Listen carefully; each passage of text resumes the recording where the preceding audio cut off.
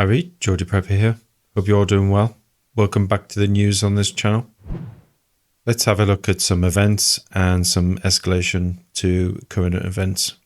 US President Joe Biden has significantly shifted US policy by allowing Ukraine to use ATACMS systems to target Russian forces in the Kursk region. This decision, 2 months before the end of his presidency, marks a response to Russia's engagement with North Korean troops, according to mainstream media reports. The move has divided Biden's advisors. We all know whose advisors gave him the order. However, obviously, for public consumption, they have to basically say this. The move is particularly notable as it comes ahead of President-elect Donald Trump's inauguration.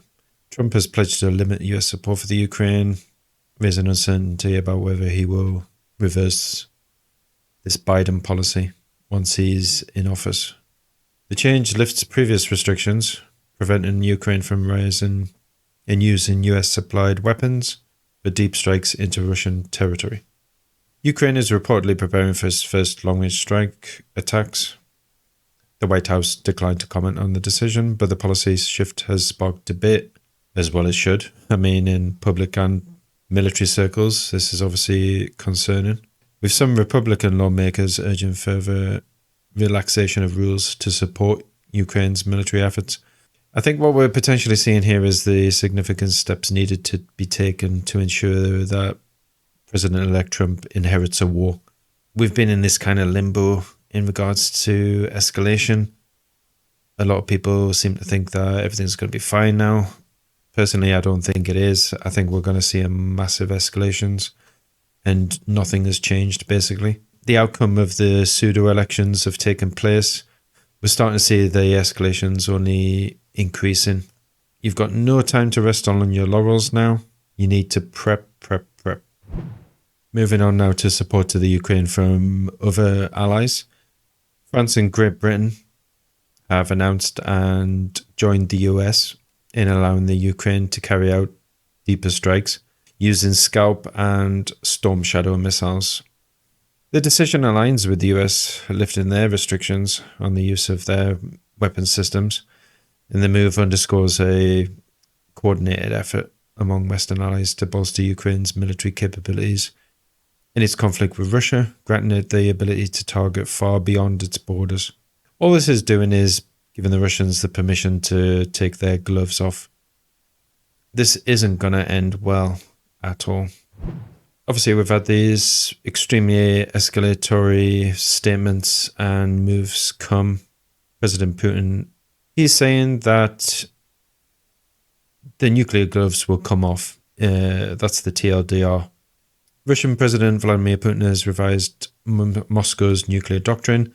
This happened fairly recently, but it's been revised like 2 or 3 times during this conflict.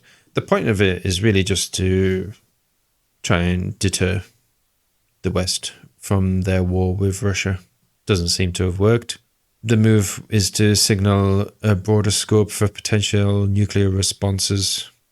The updated policy now considers attacks by non-nuclear states. Now, that obviously includes the Ukraine in that statement. So, by the US allowing Ukraine to target deeper into Russia using their systems, Ukraine being a non-nuclear power, the nuclear doctrine updated by Russia allows a response based on that. If supported by nuclear powers, then that statement and the policy is also valid because nuclear powers are back in the Ukraine. Consider this as equivalent to joint aggression against Russia, bundling all aggressors into the same package. Putin's also stated that nuclear weapons could be used if reliable intelligence points to large-scale aerospace attacks threatening Russian sovereignty. The remarks appear to be a reaction to the West's nations supplying Ukraine with long-range missile systems and the shifting dynamics of the war. This is also including North Korea's deployment of troops to aid Russia, starting to basically agree to what the mutual defense agreements have said. One is attacked, then others will help. Obviously, this is between Russia and North Korea, but similar pacts have been enacted in the opposite end of the spectrum. Ukraine has already used US supplies ATACMS missiles to conduct strikes into Russian territory in recent months. Putin emphasized that Russia would respond decisively to threats, while Russian Foreign Ministry spokesperson Maria Zakharova linked the issue to NATO's potential direct involvement in the conflict. Well, there's nothing potential about it. They are actively involved in the conflict. This is undeniable. Has been for a long time. Despite these warnings, defense experts remain skeptical about the likelihood of Russia acting on its nuclear rhetoric. Of course, this is the danger. At some point, the West is going to go too far, and Russia just simply has to respond. So this is a very significant escalation, guys. Get ready as best as you can. Be safe, be prepared, and take care.